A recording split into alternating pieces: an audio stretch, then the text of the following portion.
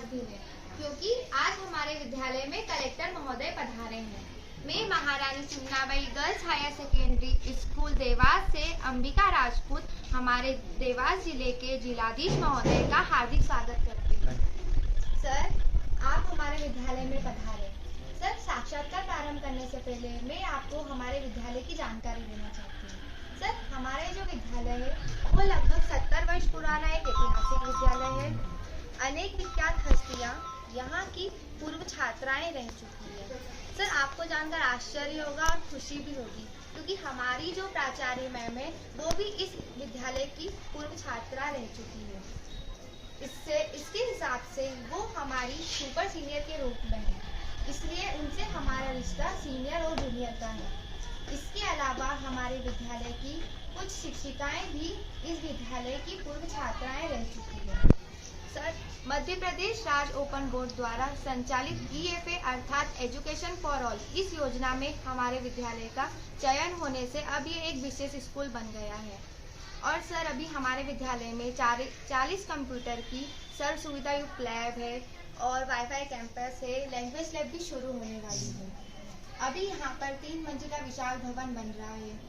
Sir, जिले का एकमात्र ऐसा स्कूल है जहाँ पर आर्टिफिशियल इंटेलिजेंस कोर्स संचालित है और जिले का एकमात्र ऐसा गर्ल्स स्कूल भी है जहाँ पर NCC है। इसके अतिरिक्त छात्राओं के लिए 2 वोकेशनल कोर्स IT व EH भी उपलब्ध है। सर, हमारे यहाँ हर माह मासिक पत्रिकाएं निकाली जाती है जिसमें नगर के विशिष्ट व्यक्तियों का साक्षात्कार लिया जाता है। उससे हमारा आत्मविश्वास बढ़ता है एवं हमें प्रेरणा मिलती है। सर, हमारे यहाँ 1300 से भी ज़्यादा छात्राएं अध्ययन करती हैं जिन्हें पढ़ाने के लिए डेडिकेटेड टीचर्स हैं, जिनमें से 3 शिक्षक राष्ट्रपति पुरस्कार प्राप्त हैं। तो सर, ये थी हमारे विद्यालय की जानकारी। अब मैं आपसे साक्षात्कार प्रारंभ करने की अनुमति लेना चाहती हूँ। सर, सर्वप्रथम मैं आपका नाम जानना चाहूँगी। मेरा नाम ऋषभ गुप्ता है। Yes sir. सर, आप कहाँ के रहने वाले हैं और आपने आपकी प्रारंभिक शिक्षा कहाँ से प्राप्त की?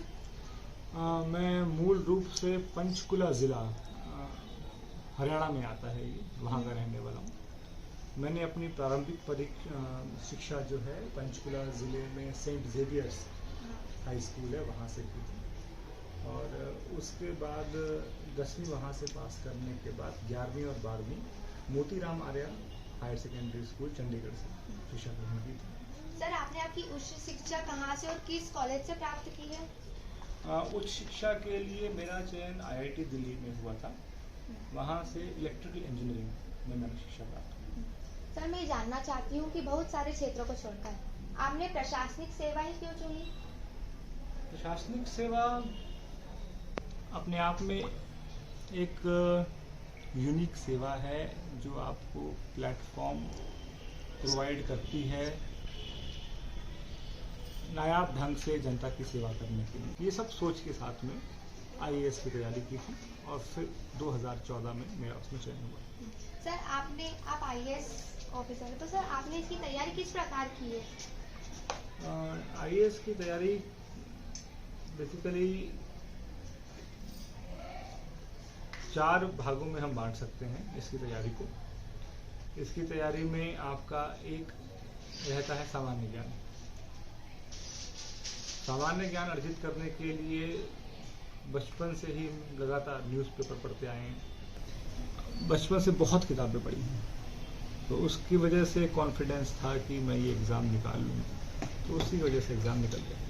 सर, प्रशासनिक अधिकारी के रूप में आपके समक्ष प्रतिदिन किस प्रकार के चैलेंजेस आते हैं और आप उनका समाधान किस प्रकार करते हैं?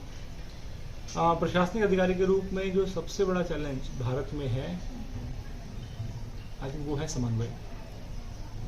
जैसा कि हम जानते हैं भारत जो है वो विश्व की सबसे बड़ी डेमोक्रेसी है और डेमोक्रेसी की सबसे खूबसूरत बात यही होती है कि डेमोक्रेसी में जो भी निर्णय लिए जाते हैं वो सभी के सभी स्टेक होल्डर्स के साथ डिस्कस करने के बाद ही लिए जाते हैं। अब स्टेक होल्डर्स में जहां एक और हमारे जैसे अधिकारी आते हैं, वहीं दूसरी ओर जनता से चुने गए जनप्रतिनिधि आते हैं, उसके अलावा सिविल सोसाइटी आती है, इसके अलावा सब्जेक्ट मैटर के एक्सपर्ट्स आते हैं, इसके अलावा आमजन से चुने हुए जो आपका लोकल गवर्नमेंट है उनके रिप्रेजेंटेटिव आते हैं, इन सबके साथ समन्वय करना ये एक सबसे बड़ा चैलेंज रहता है कि कोई भी निर्णय करना है हम एक पक्षीय नहीं कर सकते हैं, सबके साथ समन्वय करके सबकी सहमति के साथ ही हम कोई भी निर्णय करते हैं। हमारे स्कूल 20 जून से प्रारंभ होते हैं,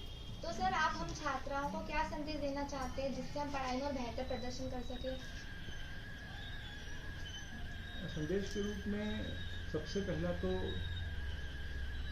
मन लगा पढ़ाई करें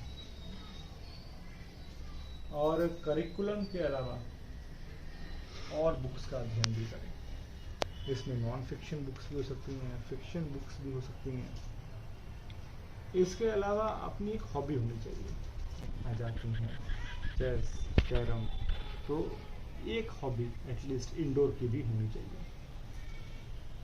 इसके अलावा एक बड़ी बात और है, आज की तारीख में एक टेक्नोलॉजिकल रेवोल्यूशन के रूप में निकल कर आया है सोशल मीडिया। सोशल मीडिया जहां एक और हमारी मदद करता है, वहीं दूसरी ओर वो घातक भी है उसका अधिक उपयोग। तो मैं ये भी बच्चों से कहना चाहूँगा कि सोशल मीडिया का उपयोग कम से कम करें। हमारा विद्यालय गर्ल्स स्कूल है, तो सर आप हम छात्रों को क्या संदेश देना चाहेंगे? छात्राएं आज की तारीख में, इसमें कोई शक नहीं है, बॉयज़ से बेहतर परफॉर्म करेंगे। और आज ही की तारीख में क्या, जब हम स्कूल में थे तब भी हम हर साल रिजल्ट देखते थे तो लड़कियां हमेशा लड़कों को पछाड़ती थी। तो लड़कियां इन जनरल बहुत अच्छा काम स्कूल में करती हैं। बस ऐसा मुझे लगता है कि लड़कियों को और साइंस में आना चाहिए। हमारे देश में ऐसा है कि एक भावना बनी हुई है कि लड़कियां 10वीं तक 12वीं तक तो जो लड़के करते हैं वो करती हैं, लेकिन 12वीं के बाद अक्सर वो आर्ट्स की तरफ चली जाती हैं, जबकि लड़कियां मैथमेटिक्स में बहुत अच्छी हैं, फिजिक्स में, केमिस्ट्री में, बायोलॉजी में बहुत अच्छी हैं। तो हमको आने वाले टाइम में अधिक से अधिक साइंस के स्टूडेंट्स की ज़रूरत है। तो लड़कियों को विज्ञान के प्रति अपनी रुचि बढ़ाते हुए उसको अपनी उच्च शिक्षा का केंद्र बनाना चाहिए।